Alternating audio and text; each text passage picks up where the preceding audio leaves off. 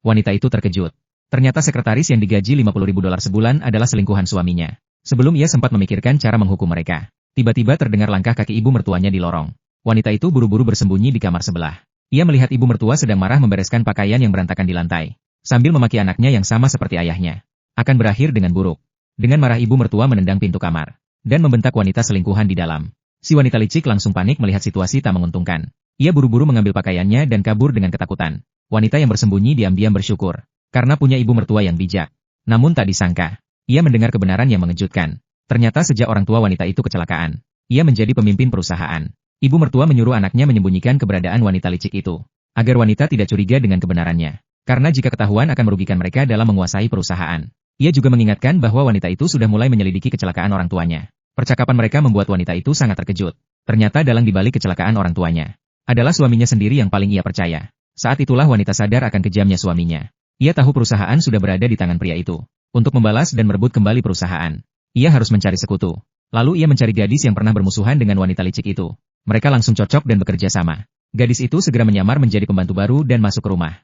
Namun mereka tidak tahu, pria itu dan wanita licik sedang merencanakan konspirasi jahat. Selama istri mengalami kecelakaan seperti orang tuanya, sebagai suami sah dia akan mendapatkan segalanya.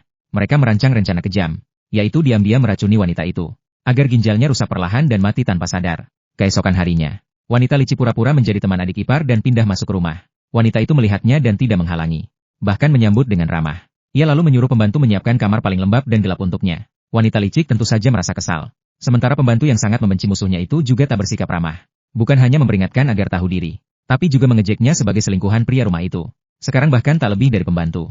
Wanita licik jadi sangat marah dan geram. Keesokan harinya saat makan, pembantu membuat ibu mertua tertawa senang, sambil diam-diam menggoda pria itu. Pria itu jadi tergoda tapi tak berani berbuat macam-macam. Wanita licik melihat itu tak tahan. Dengan alasan tidak nyaman karena ada orang luar di rumah, ia menyarankan agar pembantu dipecat. Tapi wanita itu malah menyuruh wanita licik untuk pergi, karena dia hanyalah tamu tak berguna yang tinggal dan makan gratis. Sedangkan pembantu masih bisa membantu ibu mertua memasak dan bersih-bersih. Ibu mertua juga langsung setuju. Saat hidangan disajikan, pembantu sengaja menyentuh tangan pria itu. Wanita licik melihatnya langsung marah, dan melempar sumpit ke arah pembantu.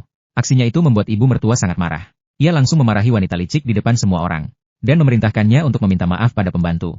Sementara wanita itu berpura-pura tenang melihat keributan di depan matanya. Setelah makan, wanita licik mengetuk pintu kamar pembantu untuk minta maaf, tapi malah ditampar keras oleh pembantu. Ia panik dan mencari bantuan dari pria itu. Tak disangka pembantu malah memfitnah wanita licik. Katanya ia menghina nyonya rumah sebagai wanita mandul. Wanita itu mendengarnya langsung pura-pura pingsan karena marah. Untung pria itu cepat menangkapnya sehingga tidak jatuh. Wanita licik jadi panik dan buru-buru memberi penjelasan, tapi malah ditampar keras oleh pria itu. Ibu mertua yang takut rahasianya dengan anak